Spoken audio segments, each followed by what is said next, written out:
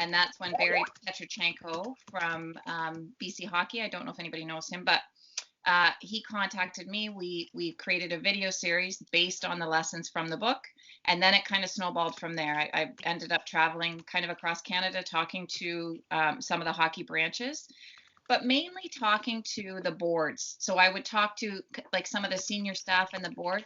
Getting to the grassroots parents was a little bit more of a challenge.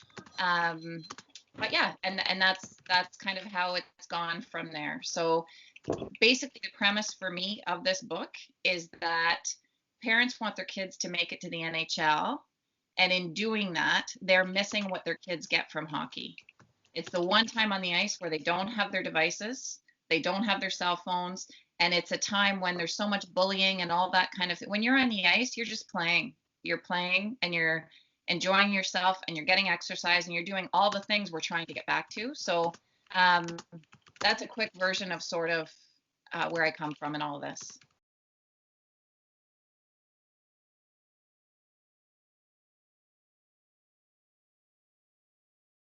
And Allyson, I'm just wondering, the one thing that really struck me, you kind of forewarned me that the little videos with your son were, I don't think you said brutally honest, but sort of bordering on that. And it was really terrific. I don't know if anybody had a chance to watch. I think it was in the first one where Allyson was saying about the drive home from the rink, and she thought she and her husband handled it pretty well. And right away, Brock was like, no, you didn't. So I wondered if you could sort of comment on that a little bit. It's kind of the stereotypic view that you go on to talk about as well, that like in terms of how parents see their kids versus how the coaches might see their kids, and obviously is probably the single biggest issue that all of us face. Well, I think the biggest thing that I learned is because I thought I kept it positive.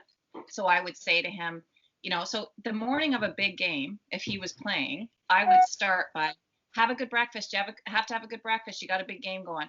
Make sure you get some rest this afternoon. Big game coming. Get in the car. Big game coming. Be at your best. And so as much as I kept it positive, it's all I talked about to him. So it put so much pressure on him. And then he'd get out of the car, get in the rink, and his coach was doing what he should do, telling him the same thing. And then by the time he got back in the car after the game, I'd be asking him about it again. And so what happened was, instead of being the mom to make the meal and have conversations about school and different things, I was doing it all about hockey. And that was really eye-opening because that was our first video. We just arrived in Vancouver. They'd invited us both to come. He had read my book, so I really felt like I had kind of owned all my mistakes and we were on the same page. So when we sat down in front of filming and we had representatives from Hockey Canada, people there, and I'm feeling very proud of my son, he's beside me, and he called me out in front of everybody. And but again, you continue to learn with your kids, right? And he now coaches, and so he continues to teach me, and he will say to me, oh my God, Mom, I was just dealing with somebody and it was you.